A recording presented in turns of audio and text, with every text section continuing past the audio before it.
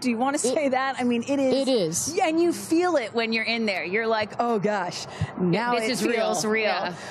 And after going up that elevator, you know, for us, I think that's the moment where we weren't even going into space, and all three of us were like, whoa, okay, it gets real serious. Yeah, but I love the access that we obviously have in being able to see these women before they go up. For those of you just joining us, we are T-minus 34 minutes to launch for NS-31, Blue Origin's 11th human flight.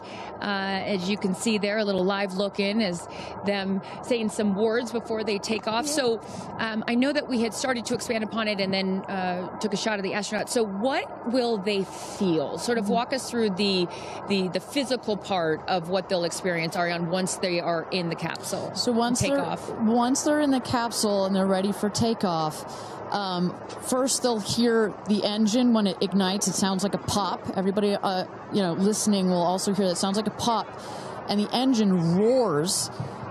We hold the rocket down for about 7 seconds. Make sure it's all ramped up. And during that period, that can actually be one of the most, frankly, nerve-wracking times, because you start to, if you're in the capsule, you start to see the glow of the flame. And here they come. Here we go. Loading into the capsule. And the significance here of the bell, and I should note before I have you explain that, each crew names themselves. They have named themselves the 6 taking up space, as each one is ringing a bell. And the significance of that is what, Ariane? This is one of our traditions. All astronauts throughout history in various programs have had their traditions. For us, we always want our astronauts to ring the bell. Above there, you see, light this candle. Those were the last words that Alan Shepard said right before he went to space. Alan Shepard, of course, the namesake of our vehicle. He was the first American into suborbital space. And we just like to let the stars know that we've got some people heading their way. Absolutely. As they load in, I will, in my world, we call it an audible here. Just if we have any sound from mission control or anything, I'd love to take a peek at what's going on in there and just give the folks at home some idea of what's happening there. There we go. There we go. So we don't have sound of it, but we can see all of the brain behind this beast. But I could tell you, Carissa, other than a couple of discussion points on the radio, honestly, it's about this quiet when you're in there. Really? That surprises me, because you would think, like, in a control room in TV, it's a chaos, right? In the best way, but in there, it's quiet. And honestly, chaos is, quite frankly, the last word I would use to describe our mission control. This team, they're working through very specific procedures on a very specific timeline. They've done their own rehearsals over and over again. We also want to keep the communication line open if anything, if anybody's got to call it out. But it is a very well choreographed team we've got. And when folks are wondering, what exactly 2 days of this space flight. Done rehearsals and dry everything that you're seeing here. They practice over and over, getting inside this capsule, strapping themselves in. And, one of the biggest things that they have to remember to do is when they get those, remember, they only get 4 minutes of weightlessness, 4 precious minutes. They have to unbuckle and then buckle back in at the exact right moment. So those are some of the things that they're learning to do and practicing while they're training in that building right behind us. As we look at New Shepard 31, the 31st mission, the 11th human flight here for Blue Origin. We are T-minus 30 minutes. Carissa Thompson, Kristen Fisher, Ariane Cornell with us, and Tabitha Lipkin at the tower. I am going to be leaving here in just a few minutes. I'm going to go to fallback 3, an area. Then I will wait for the capsule to land. I'll wait for the recovery team to come out and then bring you interviews from each of our astronauts as they arrive back here on Earth. I cannot wait for that. Again, we've seen them load now into the capsule, and I just would love, some more play-by-play, Ariane, of sort of what now this process looks like, as it's all new to me. And for any of you that are also joining us for your first launch, welcome. And now we'll let the experts tell us what's going on. So you saw them loading. you saw them loading into the capsule. They are getting into their seats. They're getting into their harnesses. It's a 5-point harness, so clicking them all in. All right, we're hearing that Capcom right now. Sorry to interrupt you, Ariane, which is short for capsule communicator, and ready to do the astronaut comm check. So let's take a listen. Laura Stiles has the mic.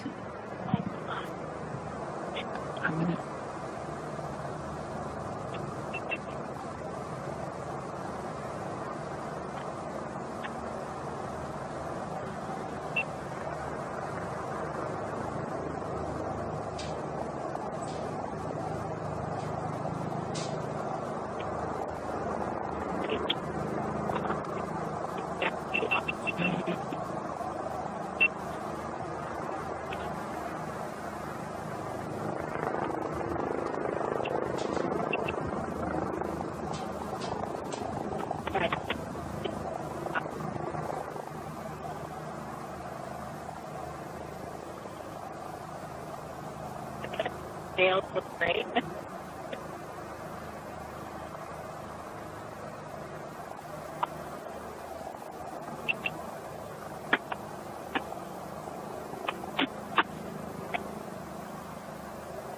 Right.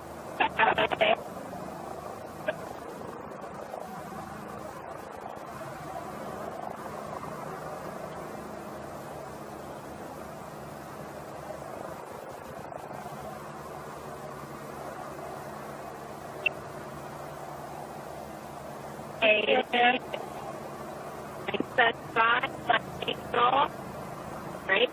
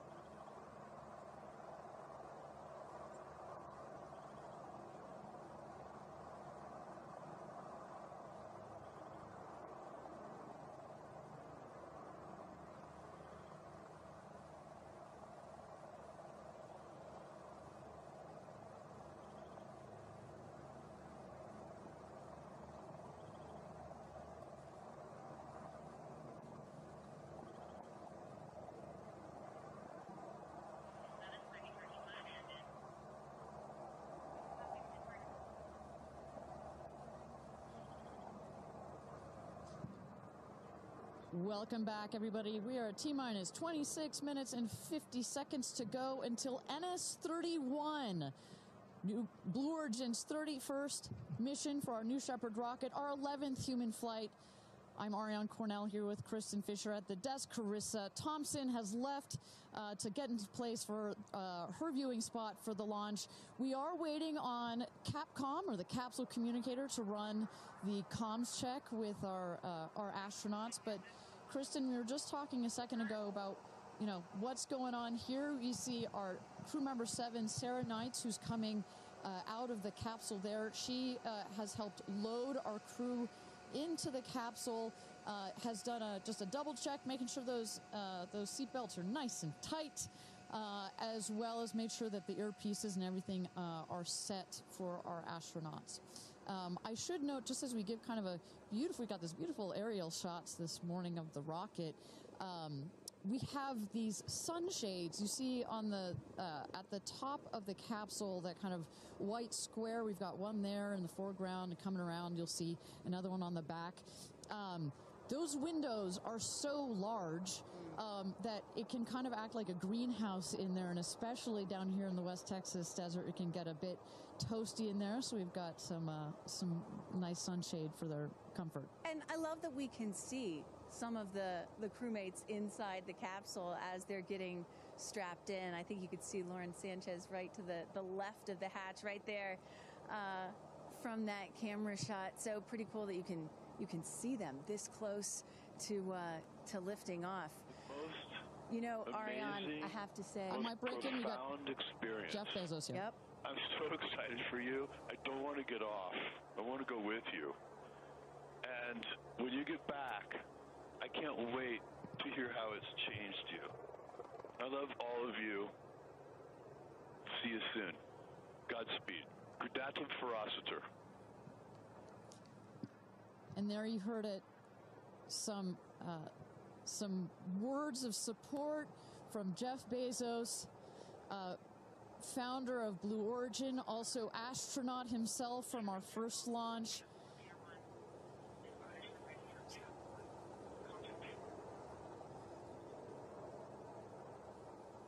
So, of course, Lauren Sanchez is Jeff's fiance, one of her supporters. Who, as we mentioned before, we've got lots of friends and family that are supporting the rest of the astronauts here. They are out at the viewing tower. Let's turn it over to Tabitha. Tabitha, have you had a chance to chat with some of the family members out there? You know, a lot of friends and family have come out here, and it is an exciting vibe. I am standing by with two women production. And Chris, I have to start with you. What is it like to be here, and what brought you all the way out here to this launch? Well, Lauren and Jeff, we're here to support our girlfriend and our friends, and I never thought that we'd be talking to you from a space launch. For sure. So this is a really unique experience, and we're just so honored to be here to support them and watch this amazing part of history. And I'm so proud of her.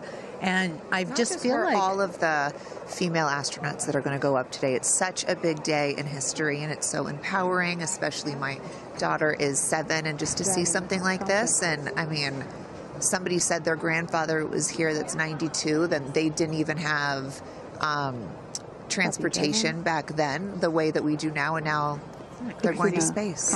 It's pretty amazing. That's Aisha's grandfather, 92, came all the way here. That's where the story, I was like, I heard this story, and you know, he had no airplanes, nothing back in his day. Now he's seeing his granddaughter go into space. That's a beautiful thing. really incredible. And how does it feel also to be able to share this with multi-generations within your family?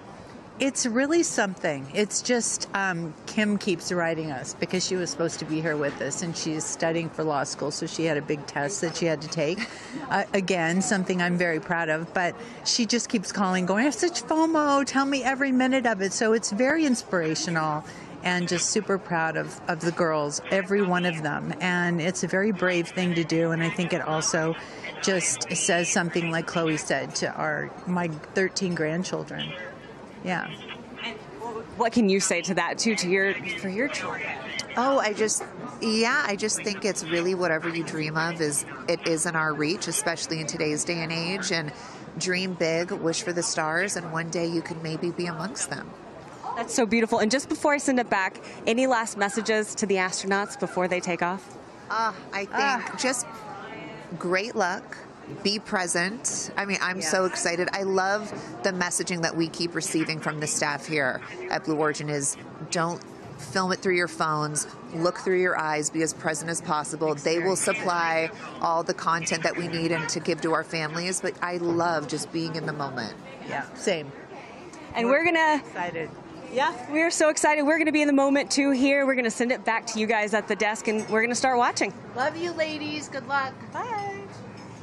We had no idea that Chris and Chloe were going to be here, and we're about to be interviewed by Tabitha. So that was a nice little treat. They sure looked the part, you know. Oh, they're ready for their day out here in Texas. I love it. Yeah, and you know, for those of you watching, we're really in the middle of the desert. We're a solid 2-hour drive from El Paso. And as you were saying yesterday, Ariane, you know, you really get the sense, like, you start in El Paso, and the more you get out here, you do start to feel like you're on another planet. I mean, it's got quite a moonscape, Marscape vibe. And our guests that are here today, as we just saw in Chris and Chloe, are dressing the part.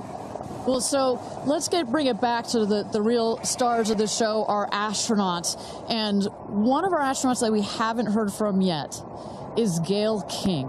She has obviously a lot of emotions going into this flight. Let's hear what she has to say from this interview with Tabitha Limpkin just a couple of days ago.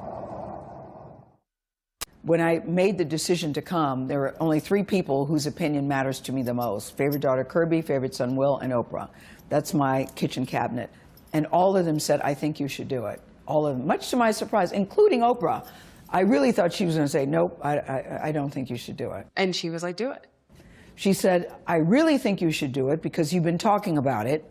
And when it comes back and you're not on it, you're going to be kicking yourself saying, I could have gone and I didn't. And I don't want to have to hear about it for the next few years. And, you know, I think everybody in this group is a storyteller and explore, and to be able to take this message and tell other people what it was like from our different perspectives, I think is very significant.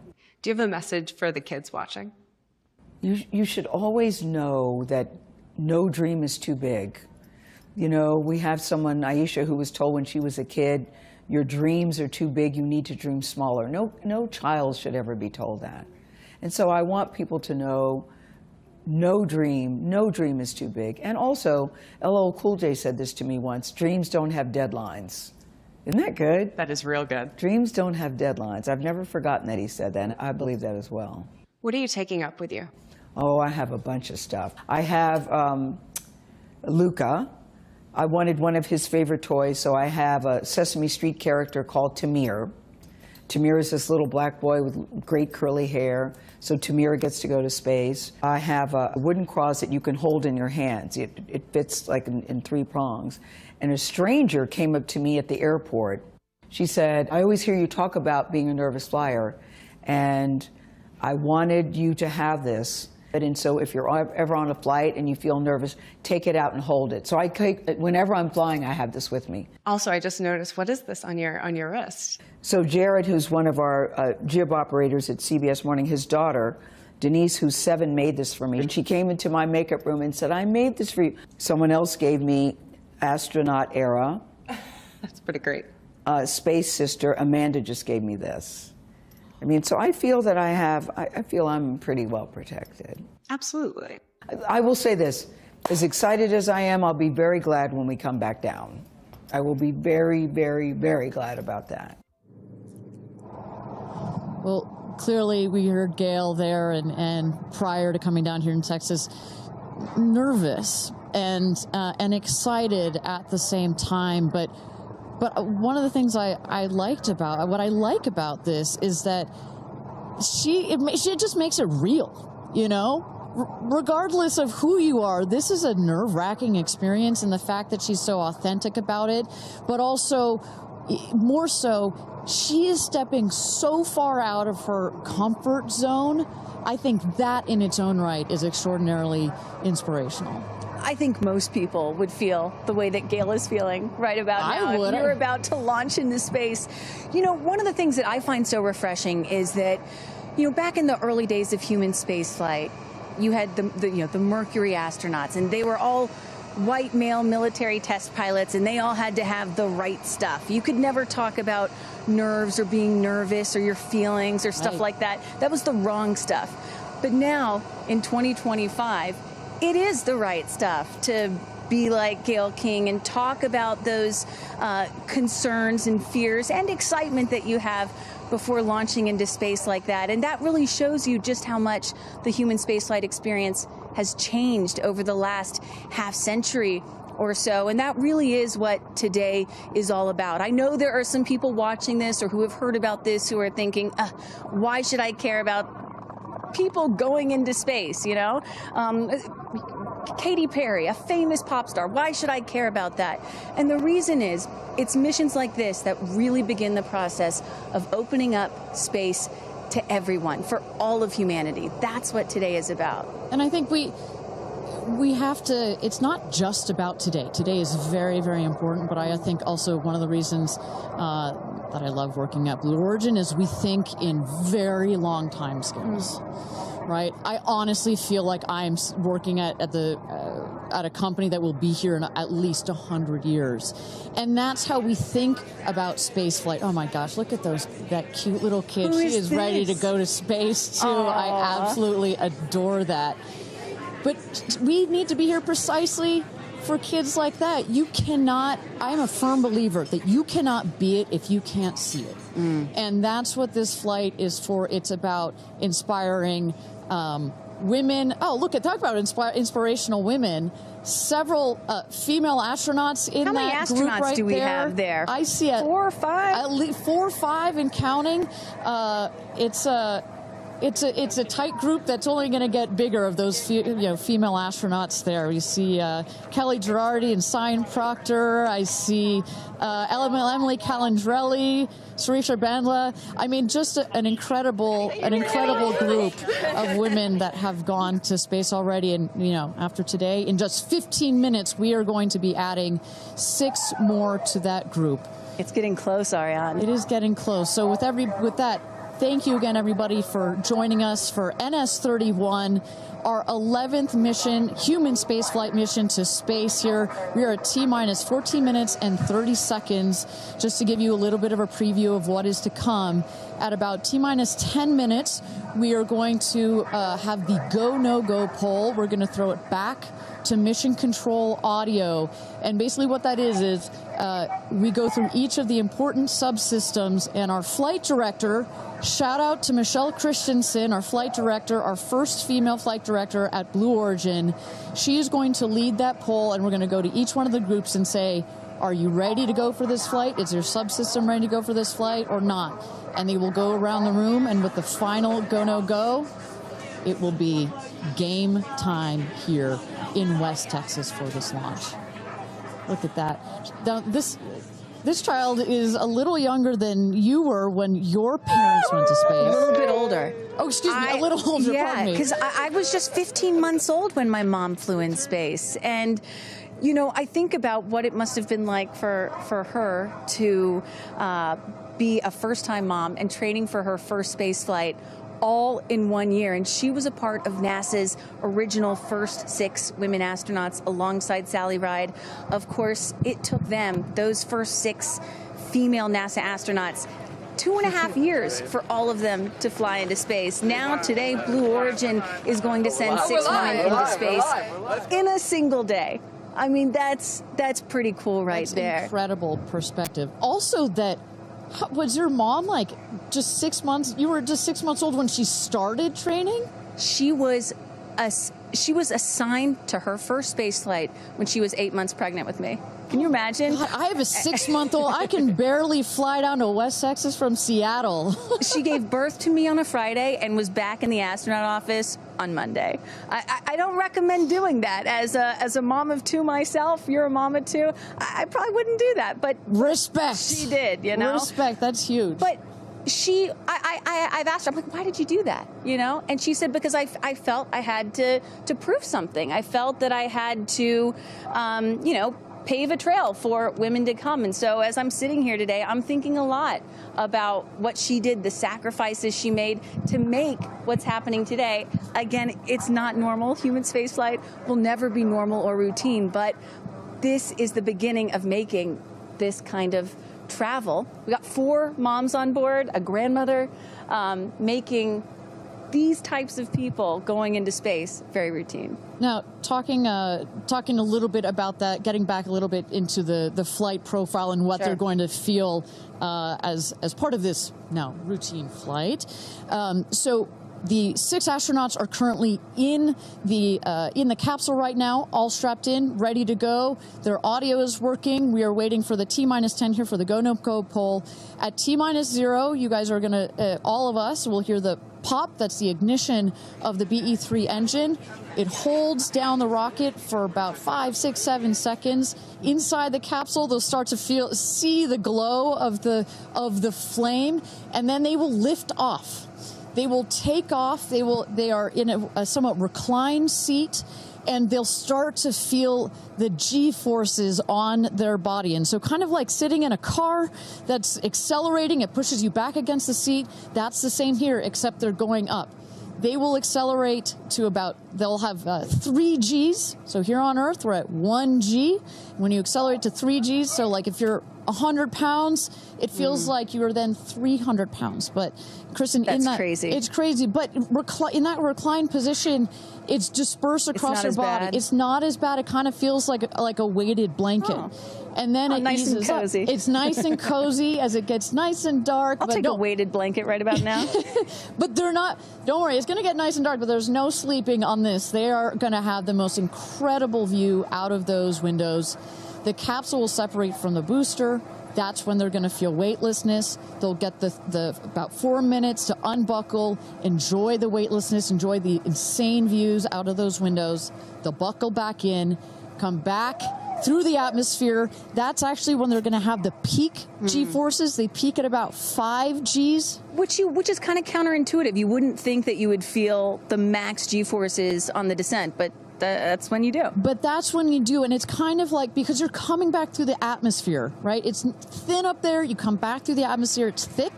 It's kind of like diving into a pool. It kind of goes sploosh against you at 5 Gs, but then it eases back up, and we deploy the parachutes, and they come floating down at about 10 to 15 miles per hour for a nice soft landing here in the desert. At the last second, there's an air cushion that comes Capsule. out. Go. Booster. Here's gonna go, Paul. Go. Ground. Go. Inco. Go. Safety. Go. Capcom. Go. Engineering. Go. This is the flight director. New Shepard is go for launch. Booster, commence terminal count. Protocol flight. Yeah, baby. Go for launch. My favorite words. It's getting real. T-minus 8 minutes and 51 seconds. Until our 11th human space flight, the first all-female crew flight to space. All 6 of our astronauts are loaded in the capsule, waiting for just 8 minutes and 30 seconds to go here. Now, Kristen, we just kind of walked through the flight profile, what it's going to feel like for our astronauts. Oh, we got Carissa up on the tower to chat with more friends and family. Carissa, who you got out there? I don't need to introduce the incredible woman. I don't need to introduce the incredible woman next to me, who is a ray of sunshine. Oprah, you are wearing yellow because Gayle's call sign is sunshine. Yes, right. And all of us, the whole family is wearing yellow today. And I, you know, we've been friends. It'll be 50 years next year. We've been friends since we were 21 and 22. And I have never been more proud of my friend than today.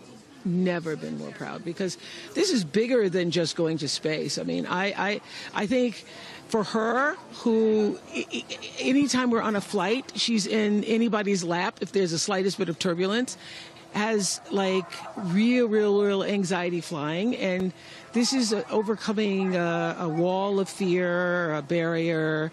It's I think it's going to be cathartic in so many ways for her. She told us that she was surprised that you told her to do it. Why did you want her to do this? Because I think life is about continuing to grow into the best of yourself and the fullest expression of yourself. And I think that this is one of the most fullest expressions you can possibly have. And I know that I felt deeply that she would regret it. And I didn't want to hear about it for the next 15 years. I wish I had gone, you know. And I said, there's only one time that all the women are going up for the first time. You know, there will be other trips, but there's only one first time. Incredible. So to be a pioneer is great. What was the last conversation you had with her? I said, peace be still. Hold the God's unchanging hand. He's got your back. That's it. That's it. I know that as we're counting down here, we're getting excited for that go for launch moment. How are you feeling as her best friend? I feel so calm. I don't think I've ever been more calm, because I think it's already done. Once she said yes, once she committed to yes, and Lord, did we all hear, should I do it, should I do it? Since Thanksgiving, we've been talking about it. And so once she finally said yes, I was like, okay, we're going. It's a go. You know what I have loved is her vulnerability, because she's the voice of a lot of us that would be afraid, and she's okay to talk about being afraid. Why has that been so important to show that part? Well, I think, you know, for every woman who's on this flight, it's about fulfilling something within themselves. For Gayle, it's about overcoming this great fear and also stepping into the moment of excitement. And I think, you know, it goes beyond this moment of just going up in space. I think this will be an everlasting experience. I was just thinking this morning, you know, Gayle has been there for me for hundreds of events. I can't even remember them, you know. But you will never forget this day. None of us will ever forget this day. Well, thank you for being here, for her, for us. I mean, this is just, it's a historic day, and it's only fitting that you are here front and center as a ray of sunshine that you are, Miss Oprah. Thank you so much. Thank you so much. No time. You're next, you know. I'll send it back to you, Ariane. Thanks, Carissa. Wow, to see Oprah down here. No, I'm not besties with Oprah, not yet anyway, but if Oprah told me to do anything, I would do it. I don't think Gayle had a choice after Oprah said, girl, you got to do this. She had to do it. Ariane, we are under T-minus 5 minutes until these ladies hopefully launch into space. And, you know, you were just talking about what these women are going to feel when they launch. But let me tell y'all watching what we may hear, because we have one of the most famous singers on the planet on board, and there is a chance that we will get to hear the audio inside and hear what these soon-to-be astronauts are saying and possibly singing while they're weightless. So I can't wait for that moment. I'm also hoping she comes down to Earth and does like either a Fireworks Part 2 or E.T. Part 2. I think that's going to be, and I think, but let's stick on this point for 1 second, Kristen. I think one of the incredible parts about this crew is their ability to tell the story coming out of this in their own unique way. The way Gayle can go on TV and talk about it. Amanda can go and continue to advocate for women more broadly about it. The way Katy can sing about it, etc. The way Kerianne can produce films about it. That is what is so special about this crew in particular. And that is what's so special about this new era of space flight. This is not NASA. This is not governments. It's not the U.S., China, or Russia. This is the commercial era. These are private companies, and this is Blue Origin sending the first all-female crew into space since 1963. And this is all going to happen so fast in just a few minutes, about 10 or 11 minutes from launch to landing. And don't worry, guys, I did the math. In case you're wondering, total duration of this mission is just about 3 Katy Perry fireworks songs. So play that song 3 times. That's how long this mission's going to be. Fantastic. Well, so at T-minus 3 minutes to go until our 31st launch of New Shepard, our 11th human space flight. Just to tell you what's coming up here. At T-minus 2 minutes, we send the show over to the vehicle. It goes into autonomous mode. Command engine controller ready to start. We have our team, of course, in mission control that have their eyes glued to the screen there. There you goes, mission control, quiet and intense. There's one of our crew member 7's capsule communicator, Laura Stiles. She is communicating in the ear of our capsule, in the ears of our astronauts. But what we're going to see in the last 2 minutes, you'll see the fins at the base of the rocket gimbal or just move back and forth. We want to make sure they've got free range. At the base there, you see the nozzle, the engine peeking out. The engine as well is going to gimbal, going to move. Both in conjunction together, those two Pressing systems. propellant tanks to flight pressures. Those two systems guide the rocket. And when you are out there at this moment, this rocket feels like it is alive. It feels like it is a living, breathing, hissing thing, right? And there's the gantry pulling back from the rocket. T-minus 2 minutes and counting. Transition to onboard hydraulic pumps. And this right here is the moment that they've been training for. 2 days, becoming a crew, becoming a team.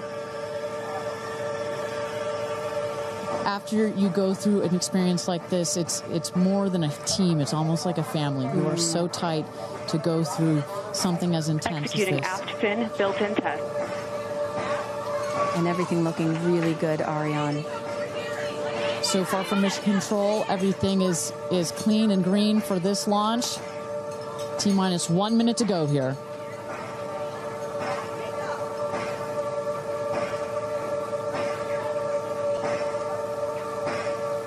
Engine thrust vector control built-in test in work. Vehicle is now on internal power.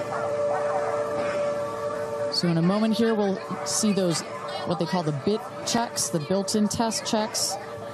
As you mentioned, Kristen, inside the capsule, you know, as you said, this is like a bridled beast. This thing wants to take off. Switch to onboard helium. Here we go. Good luck and Godspeed, ladies. We're cheering you on from Let's planet launch Earth. this Thrust rocket. termination system is armed.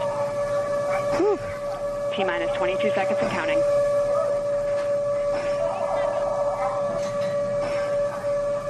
Guidance internal.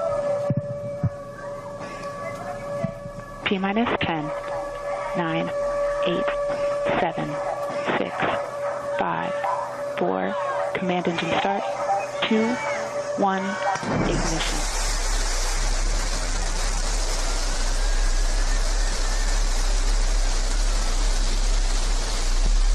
Liftoff.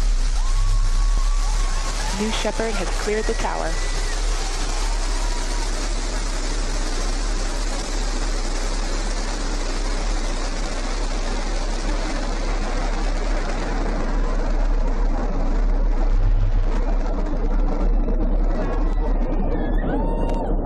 Flight.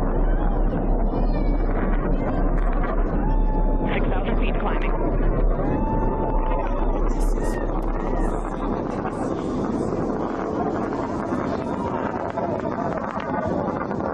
Begin throttle down for Q limiting. Engine response looks good.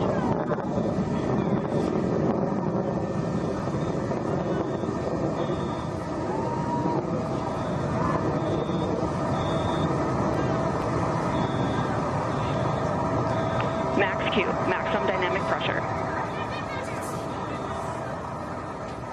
Mach 1, vehicle is supersonic. Engine back up to full throttle. Supersonic, we have passed through max Q, maximum dynamic pressure. That's when the vehicle, the stresses between the atmosphere and the speed are at their maximum. So to punch through that is so important. You see the BE3 engines, it's firing beautifully. You see the stream of steam behind it. Those ladies right now are having an incredible view on their way to space. Passing through 80,000 feet, 1,300 miles per hour. They're going to peak at about 2,300 miles an hour over Mach 3, 3 times the speed of sound.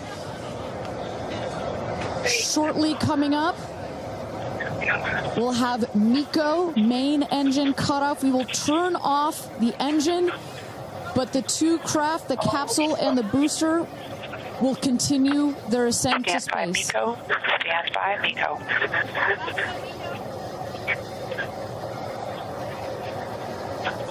And our... And there you saw the main engine is turned off. We're now going to separate the capsule from the booster, and at that point, Kristen, that's when all 6 astronauts are going to start to feel the weightlessness, and shortly thereafter, we're going to let them unbuckle. Separation is confirmed. And that right there is the most critical milestone of this whole ascent. Oprah watching her best friend go to space.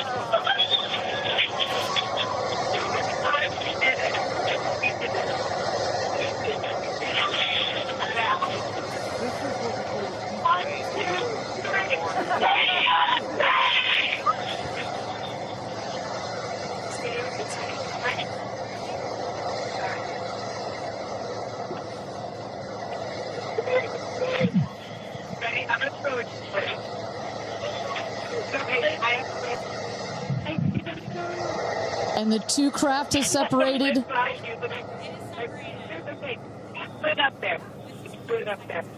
328,000 feet, 100 kilometers.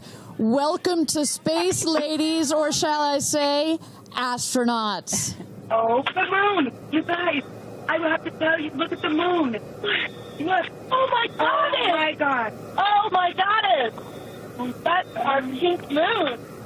I love you, Jackson. And just in case it wasn't clear, those are the astronauts. Those are their voices that you're hearing. And there, they have hit apogee, the highest point in flight. Well over 345,000 feet, well over the Kármán line. Wow.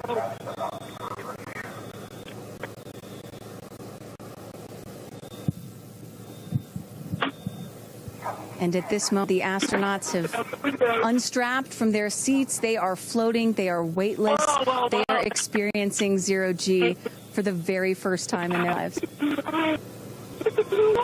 And Katy Perry did say that she was going to sing in space. I'm waiting for it. Waiting for it. 1 minute warning. 1 minute warning. So that is Capcom indicating a 1 minute warning for our astronauts to take in those last views before they get buckled back into their seats.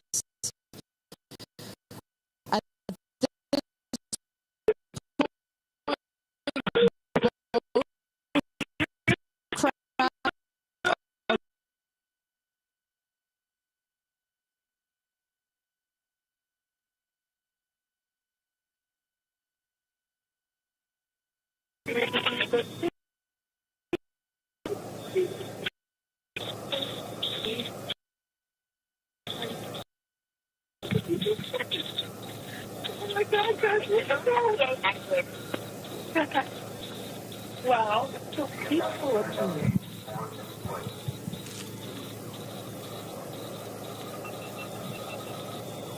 And you hear Dragon. Report status. 1, 2, 3. Copy. With report status.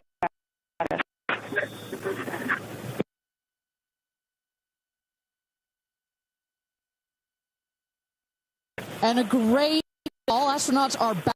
That is the rocket that is screaming back down to Earth. The capsule to its landing spot just 2 miles north of where it's taken off from. At the top of the rocket, you see a couple of fins that have popped out. Those are to stabilize the rocket as it comes into land. Shortly thereafter, you will see the drag brakes that deploy that will cut the speed of the rocket in half. And then in the last moments, and there it is. We can see it from the stage. There comes the rocket down. It's going to relight its engine. We're going to also see a sonic boom. We're going to hear that shortly here. And remember, this is something that had never been done before until just a few years ago. Truly the stuff of science fiction that you're about to watch in just seconds. Drag brakes. There we go. Woo! Engine relight.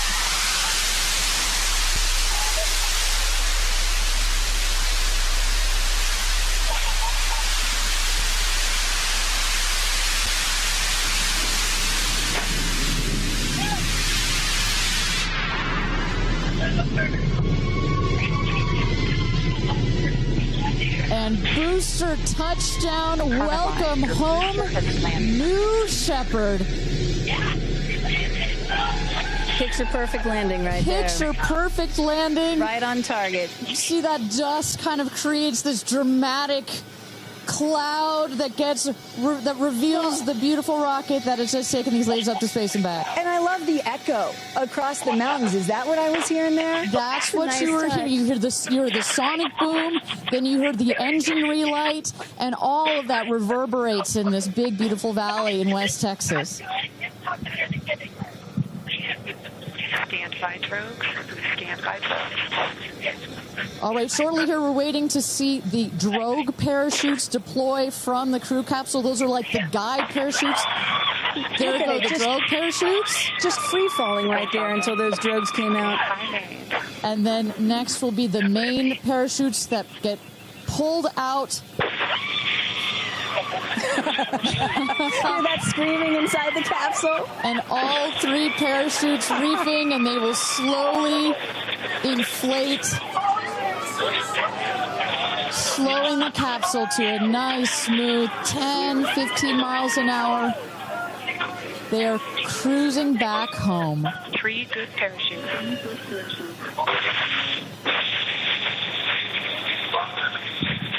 And I tell you, Kristen, from having gone through all of the simulations, I have gone through all of the training. They put you in the capsule that simulates all of this, including the sounds. And when you hear the motors of the parachutes pop out, that is the best moment in flight. Because I know Blue Origin does everything they can to make this as safe as possible, and y'all have an impeccable safety record, but it still has to feel really good when you know that you're coming back to Earth with those parachutes fully deployed.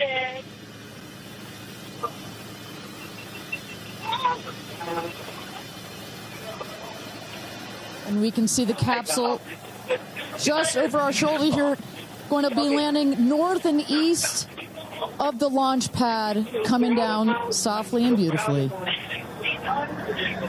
500 feet.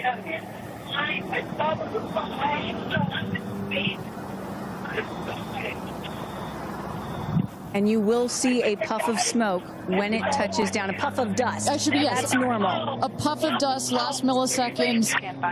Air cushion that will kick up the dust. It's a very soft landing despite the sporty perception. There it is.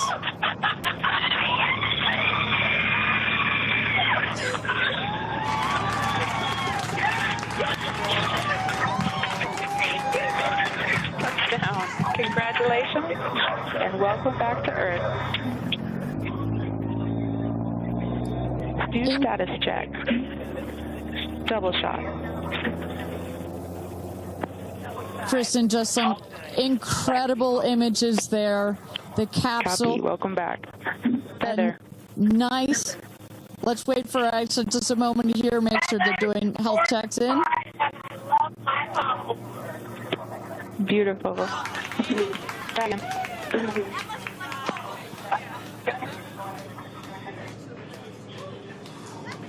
Yes, and as you heard it there, everybody seemed to be just as ecstatic to be back here, back on Earth. Everybody appears to be fine. Beautiful shot there of the capsule down in the desert. As we were just saying, it looks like a tough landing, right, but it is an air cushion in the last milliseconds that just makes it even softer. I will also note the parachutes landed very close to the capsule. That's just an indication that there's not very much wind out here today. A beautiful day for a launch and landing. A beautiful day to add 6 more names to the roster of astronauts that have been over the Kármán line into space.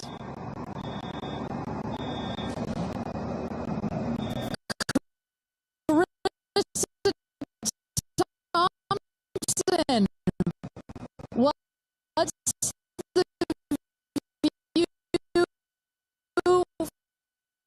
from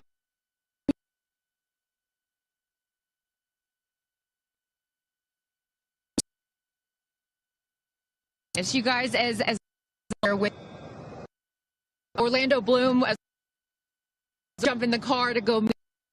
Pretty, and only imagine how these astronauts, now that we can officially deem them astronauts, are going to feel. I can't wait to get their reaction. We are headed out there now. I will check back in with you as soon as I have them.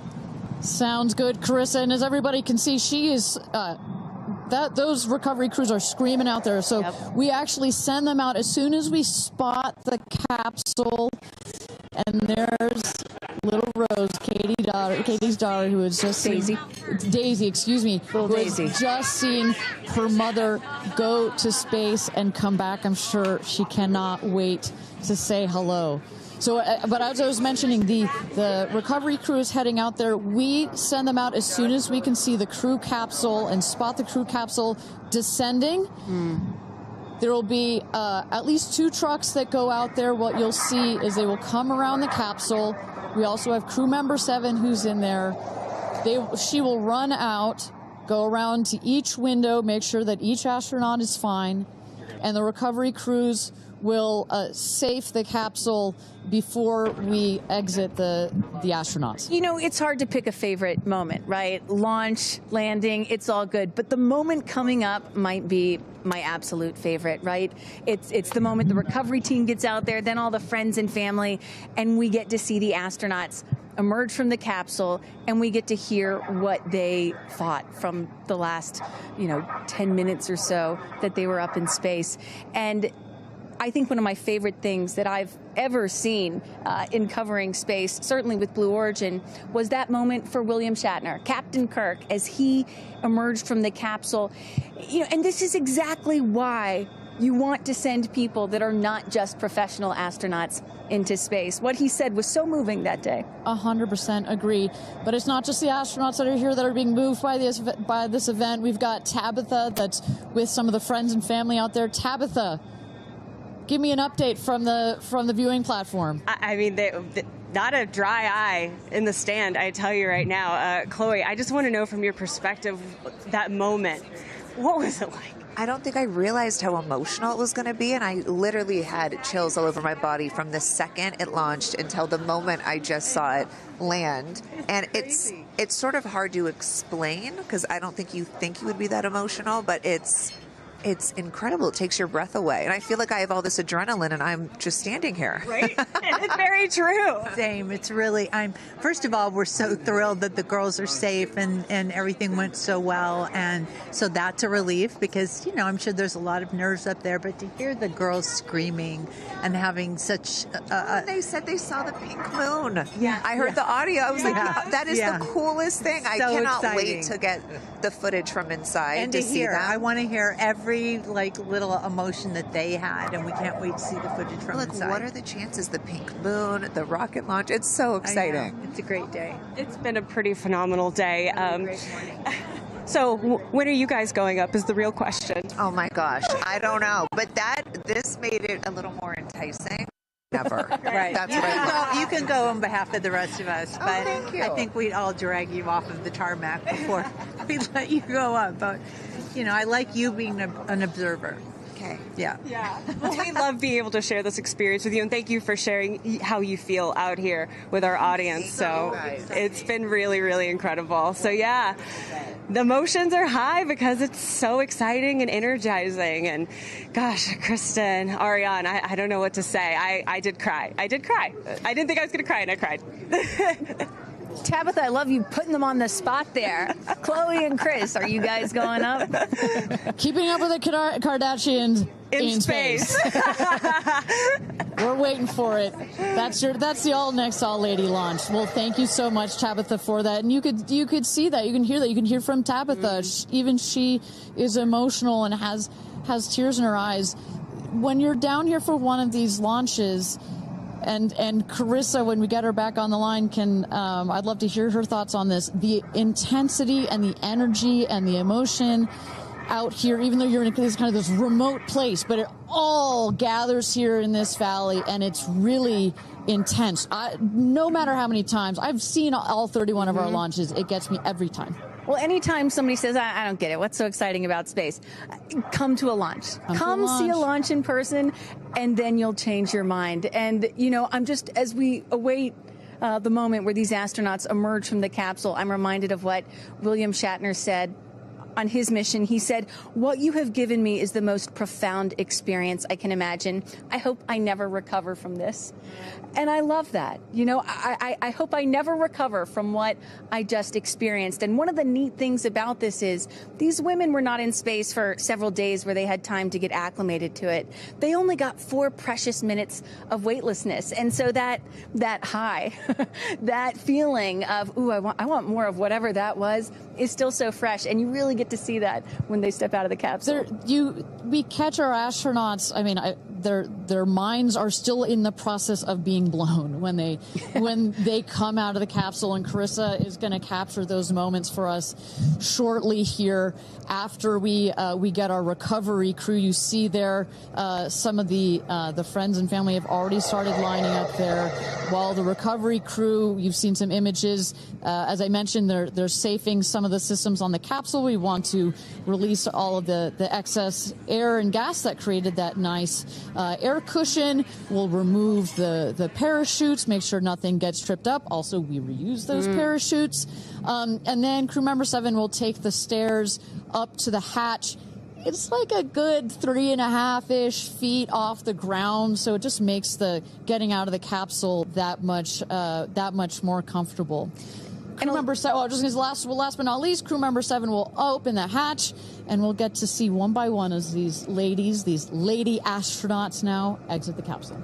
And a lot of people are probably familiar with seeing, NASA astronauts or Russian cosmonauts emerge from a spacecraft after a long-duration flight on stretchers or, glorified. They need some assistance because they've been exposed to zero-G for so long. Not these astronauts. They're not going to need any assistance. That's one of the beauties of a suborbital spaceflight. You feel great. You don't have to deal with space sickness, right? Exactly. And that's, to that point, this flight, because you're basically going straight up and then over the Kármán line and straight back down. Some astronauts, I think you mentioned your mother may have experienced a little sickness up there. You don't in this one because it's just once up and once down. And you get that nice zero-G floating sensation, and you buckle back in. You don't have it's not as extreme. So do you have an astronaut that you're looking forward to hearing from the most? It's really hard to pick. Yeah.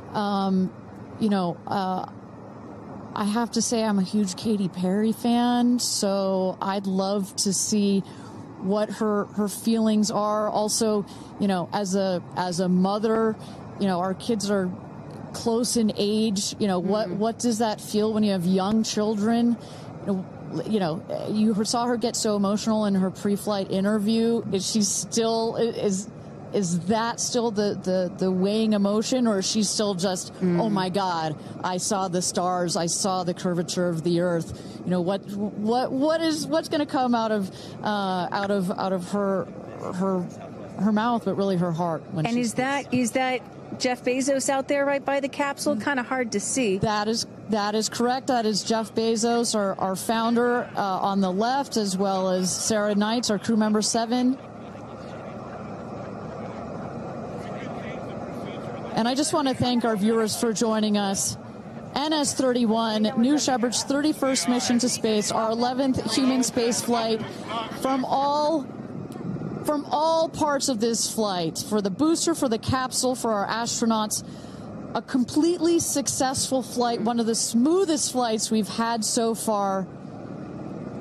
And we're now just awaiting the opening of the hatch so we can get some views from our 6 new astronauts. Phelps. And I would imagine Lauren Sanchez in seat 1 will be coming out first. That is correct. They'll go. She's in seat 1, which is next to the left. The left window there. She will go first. And then last in number 6 is Kerianne. That is the window on the right. Shy Canyon.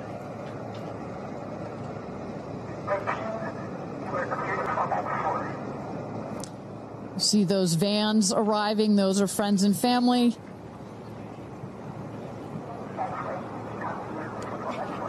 And that's Kerianne looking out the window, in the window to the right there. Lauren Sanchez on the left, and you really get a sense for just how big these windows are. I mean, when you're inside this capsule, it's almost as though you're getting a full 360 panoramic view. One of the cool features of this capsule, the largest windows of any spacecraft. So over a third of the surface area of this craft is windows, and that's on purpose. There were many meetings with our founder, Jeff Bezos, where our engineers brought him some windows. He said, nope, make them bigger. They come back. They said, nope, that's nice, but make them bigger. And what you get here, why is that so important? So many of our astronauts have said, when I got out of my seat, I looked outside my window, and I turned around, and I looked at the other 5 windows, and my brain created a panoramic view, a panoramic photo of it, because so much of the capsule is windows, and it makes for just an incredible experience. Sarah. Good? Okay, here we go. Yeah. Here goes Jeff Bezos to open the hatch. She didn't really close it again. Come on out, guys. Yeah, of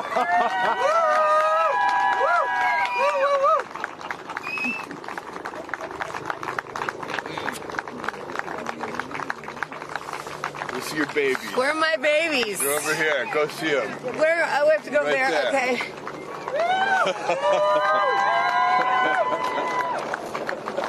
Katie! Woo!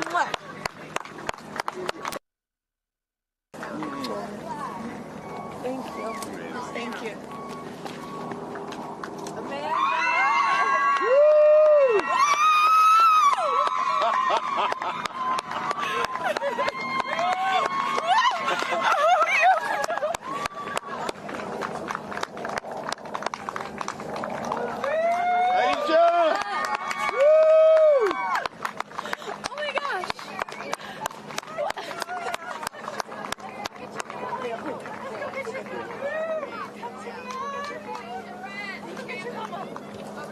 Gayle!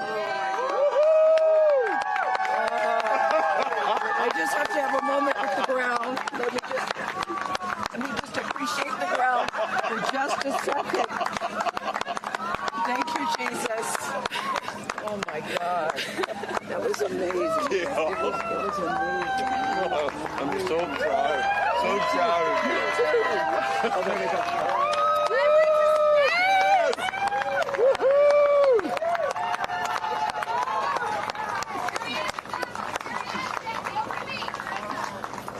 Amazing. I'm so proud of you. Kerianne, we got your people over here. Come right around the bushes here. Woo! Come on. I can't hear I have no, it's not working. So someone just tell me when we're on. Does anyone have our app? All right, and you just saw it there. All 6 astronauts coming out, all ecstatic. Katy Perry and Gayle King both kissing the earth. Very happy to be back down here, but clearly ecstatic. I don't know about you, Kristen, but my favorite was Lauren coming out and saying, "Where are my babies?" Oh. And I also loved Katy Perry holding a daisy, I believe, and holding the daisy up to the sky after her daughter Daisy. Sweet moment. With that, let's turn it over to Krista Thompson standing by outside the capsule. I don't really have words for it. Oh my God, Lauren, I want to cry just seeing you. I'm so proud of this crew. Like, I mean, Gayle, you know, we were just talking in the capsule, doesn't even have ear piercings. She's so afraid to do anything. And she got in that capsule, and I think, like, it profoundly changed her. I mean, for me, I can't put it into words, but, like, I looked out the window, and we got to see the moon. And it was pink. Was it pink? Full moon. It wasn't pink, but it was almost full. And Earth looked so. It was so quiet. It was just quiet. And is it what you expected? No. Better. Yeah. I don't think you can describe it, because you know what I was saying. It was like quiet, but then also really alive. And you look at it and you're like, we're all in this together.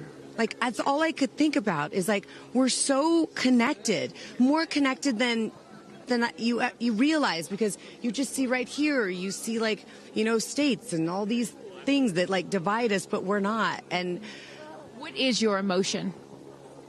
What makes you emotional? Joy.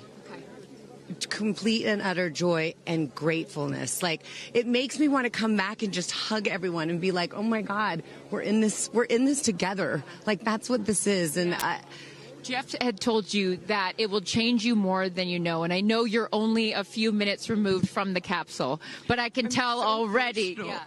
Yeah. Oh. To be this I'm like, I don't cry that often. So I didn't expect to be this emotional, but it's also all the love that was in that capsule, and all the heart and the feelings and all the things, and, like, seeing Jeff before I left, I just went, you know, I had to come back. I mean, we're getting married. If I didn't come back, that would be a bummer for me. Only you, by the way, would say this to me. You said, Jeff, if you don't want to marry me, you don't have to send me to space. Don't have to send me to space. What an incredible experience for you. But the fact that when you're in there, we got to hear some of your audio, but give us some of those moments when you guys, just from the second you took off to the second you landed, describe, if you can, for us what we didn't get to hear. It was a feeling of joy and, like, and camaraderie. It was a feeling of gratefulness. It was a feeling that we're doing this. And, you know, Alan Shepard, I told you about this, did this same exact flight. And he became the first American in space. And 6 women just did the same flight that he did. Oh, I just want to keep hugging you. It's really cool. Yeah. And I hope I hope that more people get to see this because I feel, I don't even know how much it's going to change me. And I want to thank the Blue team. I mean, look at them. I mean, they work so hard to make sure this vehicle gets up and safe. And I'm so proud of you. I'm so proud of you. It's one thing to say you're going to do it. It's another thing to actually do it. And I know there's a phrase in your family that life takes off on the other side of fear. And here you are, just having landed back on Earth. And now you are officially, Lauren Sanchez, already adding to your extensive resume, you are an astronaut. Congratulations. Thank you. I'm very excited. I'm excited to share it with the world, and I'm so grateful to everyone here. I love you. Go be with your family. But to process and download what just happened to me. Well, get on in here, Amanda. Someone that can now articulate exactly how Lauren is feeling. Lauren being so candid about overcome with emotion. How are you feeling? I know, Amanda, this has been a dream of yours, a long-awaited dream, and now it is finally official. You are an astronaut. Congratulations. Thank you so much. You know, I usually have nice words to say, but in this moment, I just want all survivors to know that you can heal. No dream is too wild, and that if it's so wild out there, like going to space, you can absolutely make it through, and it can absolutely be possible. You mentioned to us prior to going up, you said that you needed to go to space to heal. I know you're only a few minutes removed from this incredible experience. Do you feel healed? You know, I had a zero-G indicator that I didn't know if I would bring, and I ended up bringing it. Okay. And explain for the folks at home that don't know what that means, what it is that you're holding. Yes, the zero-G indicator is something all astronauts have that floats once you hit space, lets you know you're there. I brought a promise that I wrote to myself. I've talked about that. And share for what is this right here? Yes, and this one I didn't know if I would bring, but I ended up bringing it and floating it, and it's the hospital van from the day. And I got to honor her today, and I'm so grateful to the thousands of people, the engineers, the scientists, just everyone who has made this a reality. And you also have written here, I know that you had this on your laptop, right? Yes, that's right. And this is my zero-G indicator, a promise I made to myself that if I were to pause my astronaut dreams and fight for rights, that one day I would return to her. And it says, never, never give up. Well, those dreams are no longer on hold. You are finally an astronaut. Congratulations. Enjoy this moment with your family, and thank you for sharing it with us. Thank you, Amanda. Kerianne, you said to me yesterday, you said, when I get out of that capsule, I'm going to be an emotional wreck. And I think what I will just say, for anyone that has never had the great privilege, of being here, this is my first time at a launch, and it is very emotional. Describe, if you can, how you're feeling. I have almost no words.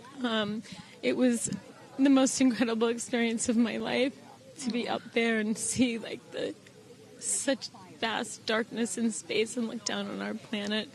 The moon was so beautiful, and that was like, I felt like that was a special gift just for me. I'm so sorry. No, don't apologize. Are you kidding? You just went to space. You just went to space. This is it. Like knowing that everyone I loved was standing down there looking back up at me, and I just hope that these types of experiences, clear a path for everyone to be able to do that. You told us a beautiful story about your son when you told him you were going to go to space, and that, get over here so I can hold you, and that he went back to school and he was all excited to tell his friends that his mom was going to space, and they said, your mom can't go to space. Moms don't go to space. Well, guess what? This mom just went to space. Congratulations. You are officially an astronaut. And I know you're wearing a very special necklace from an incredible group of people that you hold near and dear to your heart. What would you like to say to them watching? I'm wearing a few necklaces today. My dear friends threw me a blast-off party and gave me this feather, which obviously represents the Blue Origin logo. And it felt so special to have it close to my heart. And in space with me, and I feel like helped me take all of them with me on this journey. Yes. Well, I will let you go enjoy this historic moment with your family, and thank you for sharing it with us. Congratulations. You're an astronaut. Gayle, get on over. I'm still floating. I can't believe it. I cannot believe it. I'm so proud of you. And I know that I speak for the collective because you have been so honest. You've been so vulnerable. And I spoke to your best friend prior to you taking off. And I asked her why it was so important for you to do this. And she said, she said, so she didn't have to hear you say, I wish I would have done that. So true. But now, Gayle King, you are officially an astronaut. How do you feel? I still can't accept that word, but I will say I can't even believe what I saw. When somebody calls this a ride, this was not a ride.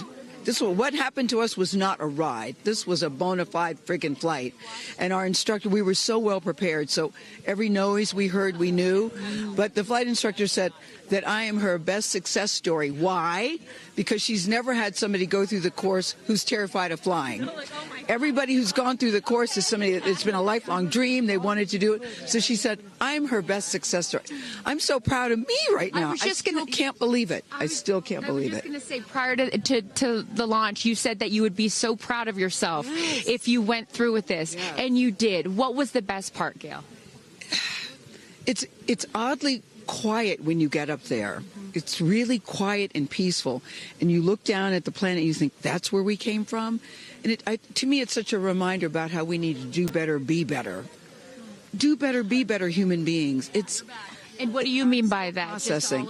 Well, it's so nasty and so vitriolic nowadays. And I mean, if everybody could experience that peace that we had up there and the kindness and what it takes to do what we did, all the people that it took to get us up there and get us back safely, I'll never, ever, ever forget. And when we were up there, have you talked to Katy yet? I have not. Okay, when we were up there, after zero G is very difficult.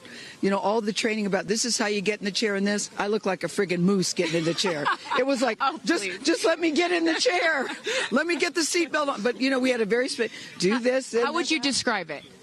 It's very difficult because you're floating.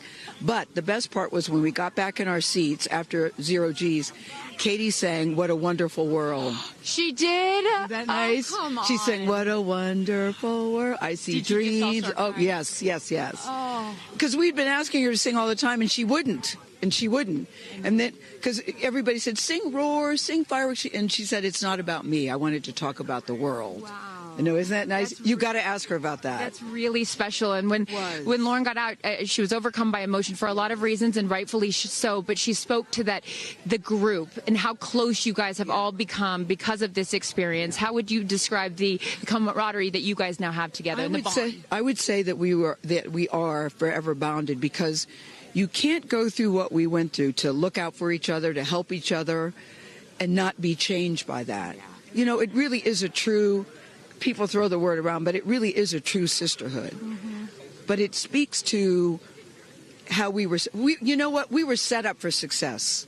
The training was so. I can't stress this enough. The training was so friggin' good. We were set up for success, and it went exactly as they told us it was going to. Mm-hmm. Every boom that you heard, the drones, the drogues coming out, the parachutes coming out, it went exactly as they said. Are you glad you did it? I am glad I did it. Yeah. I am glad I did it. Yeah. I am very glad. I have no regrets about doing it. What would you say to people watching right now that are scared, that are fearful of anything? What would you say to them? Well, I just said I'm stepping way out of my comfort zone, because this is so not like me. I said up there, I might now get my ears pierced. I've always been afraid. Which is great. I love that you've never had your ears pierced. No, even Hootie at the training center. You don't have your ears pierced? I go, because it hurts. Oh, my gosh. But I mean, for people that are afraid, Eleanor Roosevelt once said, courage is doing something that scares you, but you do it anyway. And I stepped out of my comfort zone in a way that I never thought was possible for me. Mm-hmm. And now that I've done it, I really do feel I can take on anything. Anything. Congratulations, Gayle King. You are an astronaut. Thank you, Chris. I am so excited for you. I'm so excited for you. And I'm going to go with you to get your ears pierced, because I want to get another hole right here. Go enjoy this with your family. Thank you so, so much. Aisha, oh my goodness. Congratulations. You are officially an astronaut. How do you feel? Also, how do you look perfect after just going to space? I mean, my goodness. I will never be the same. I mean, when you get up there and you see the Earth, and it's so beautiful, and it just fills the screen, and it's not just your window, it's like everybody's window, and there's no boundaries, there's no border, there's just Earth. It's incredible. You know, Gayle is so honest that this wasn't her dream, but this was a dream of yours. How do you feel now that you just achieved it? Like I picked the right dream. And when we landed, I said, Exuma, I'm good, Blue Com, but I'm ready to go back. Wow, really? Yeah. What was the best part for you? The best part for me, actually the whole thing. But we got in and we counted down from 10. And then I started to hear some singing. And when we lifted off, everybody, you could just feel the energy in the capsule. And when we got up there and we got out of our seats, we all just looked at each other. And there was this moment, and I can't wait for people to see it on the video, but there was a very special moment between all of us. And it's just beautiful. It's so beautiful. Yes. Where is your grandfather? Your 92-year-old grandfather, who I know you were so excited to bring. What did he say to you when you got out of this capsule and got to see him for the first time? He said, I was really worried for you, but then Oprah squeezed me. Oprah has a way of making us all feel just a little bit more at home and a little bit calmer. I know your father is watching down on you, and he is your angel. What do you think he's thinking right now in heaven? I think he was like, woo! To have the opportunity to have flown his star in my flight bag and to have a perspective that very few people get to have of Earth, I just feel a renewed connection to everything in life and where we are, and I can't wait to go back out there and pour what I've learned into the world. You have given so much to so many, and I know there are a lot of people watching right now, some young boys and some young girls that are inspired constantly by you. What would you like to say to them? Dream it, plan it, and go and do it. I never really thought I could go to space, although I really wanted to go. And today just confirmed that dreams are real, and sometimes reality is wrong. Your dreams just came true. Congratulations. Go enjoy this with your family. Thank you for sharing your experience with us. Katy. Of the group. No, you're not the crier of the group. Feeler of the group. No, you are not. I'm crier. I'm going to tell you something right now. You are officially an astronaut. Thank you so much. How do you feel? I feel super connected to love. So connected to love. I think this experience has shown me you never know how much love is inside of you, like how much love you have to give, and how loved you are until the day you launch. We had these incredible shots of Daisy watching you as the rocket, it'll make me cry, as the rocket's going up, and she was so proud. Just kept saying, Mommy, Mommy. And I know you'll feel the same way when you watch it.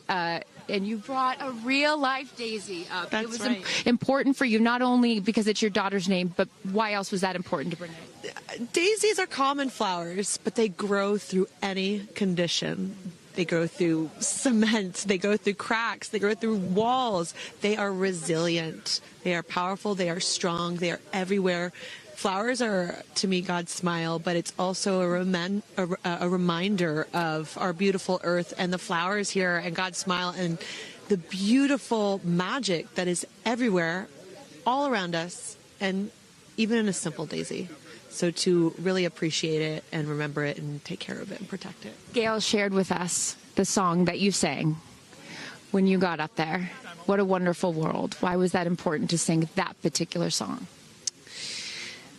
I've covered that song in the past, and obviously, like, my higher self is always steering the ship, because I had no clue that one day I would decide to sing a little bit of that in space. But I think that it's not about me. It's not about singing my songs. It's about a collective energy in there. It's about us. It's about making space for future women and taking up space and belonging. And it's about this wonderful world that we see right out there and appreciating it. This is all for the benefit of Earth. You have done so many incredible things in your life, selling millions of records, selling out stadiums. Where does this experience rate for you? this experience is second to being a mom. Yeah, that's it. That's why it was hard for me to go, because that's all my love right there. And I have to surrender and trust that the universe is going to take care of me and protect me, and also my family and my daughter. Because, like, I am full up from being able to get that gift of being a mom. And to go to space is incredible. And I wanted to model courage and worthiness. Mm-hmm.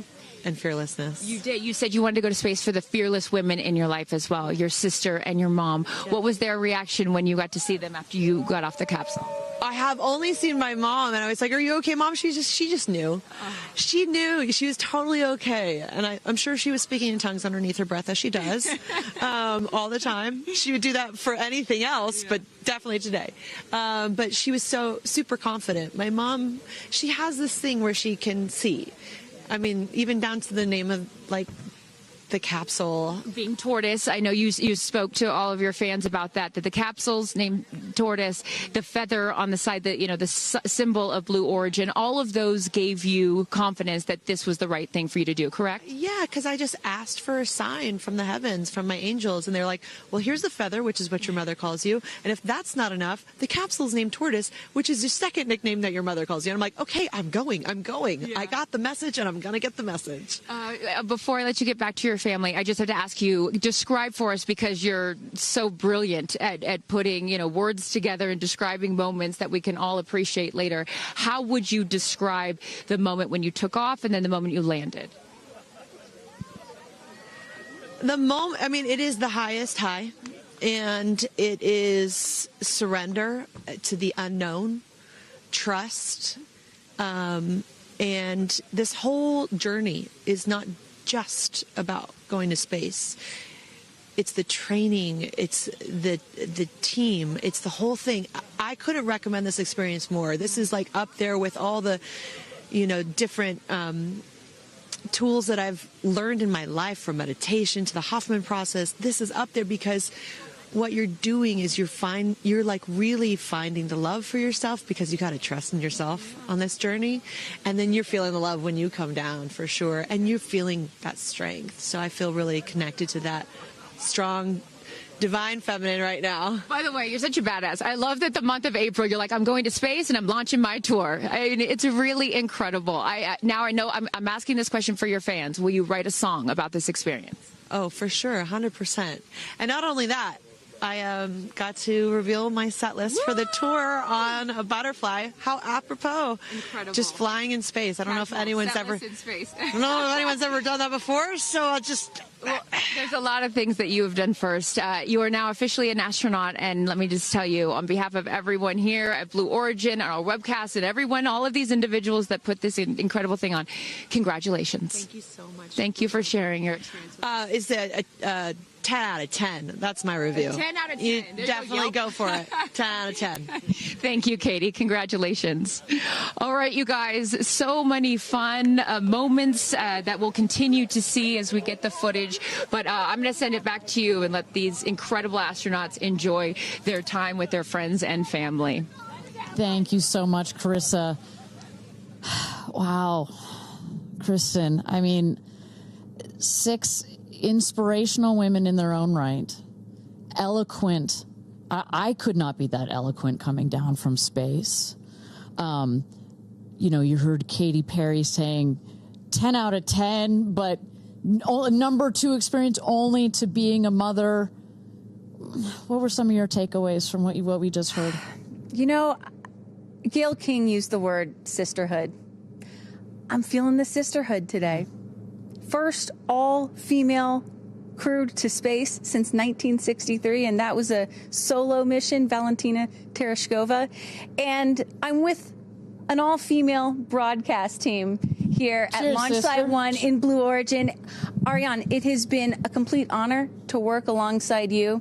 It has been such an honor to watch all of the things that these women and their loved ones have said about what this experience means to them, because I am a firm believer that if you don't understand why people come out here to watch a space flight, it's just because you haven't seen a launch yet and you haven't been a part of this experience. And I truly believe what we witnessed here today is something that will continue to open up spaceflight and this experience for all of humanity and our little ones at home. 100%. You know, I said it earlier. You can't be it if you can't see it. And to see these 6 women go up and the roles that they have played before, but I can't wait to see the roles that they play afterwards in their way of telling this story for the world to hear, to experience, to see. This is just the beginning. So I want to give a shout out to them because, as you saw, that is coming out of your comfort zone, whether you wanted to go to space or you're like Gayle and you didn't anticipate it. Thank you for trusting yourselves and to their families and trusting their loved ones with Blue Origin. We are very proud to do that. I'm so proud of Gayle King, too. I wonder if she's still afraid to fly on airplanes after flying to space. Have we cured her of her fear of flying? I don't know. We've cured her for getting her ears pierced. So there we go. Baby we'll take steps. that one. Let's start with that one after this not so baby step. Aw. Look at that beautiful shot. And now the party starts, right? Can we pop some champagne and celebrate a little bit later? Let's do it. It's only 9:20 a.m. It's not too early. 5 o'clock somewhere, baby. All right. What an incredible day. Just for all of us, for our astronauts, for our Blue Origin team. It was an honor to fly you to space. And if you would like to follow in the pioneering footsteps of these astronauts and purchase a seat to space, visit BlueOrigin.com and click Fly to Space. Your own journey to visit the Kármán line is much closer than you think. If you'd also like to purchase a mission patch to commemorate today's launch, head to Blue Origin shop for patches and much, much more. For Kristen, Carissa, and Tabitha, I'm Ariane Cornell. Thank you so much for joining us. And until our next launch, Gradatum Ferociter.